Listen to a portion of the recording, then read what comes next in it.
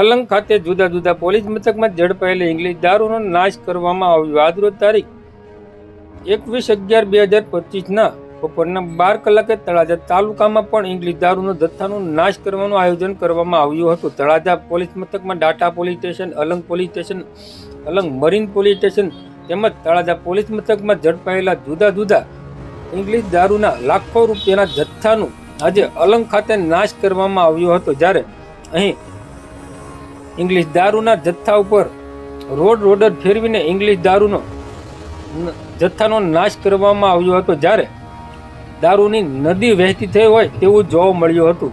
દારૂની ગણતરી કરી અને ડેપ્યુટી કલેક્ટર, ડીવાયએસપી તેમજ પોલીસ ઇન્સ્પેક્ટર, પીએસઆઈ સહિતના અધિકારીઓની ઉપસ્થિતિમાં આ દારૂઓના જથ્થાના નાશ કરવામાં આવ્યો હતો।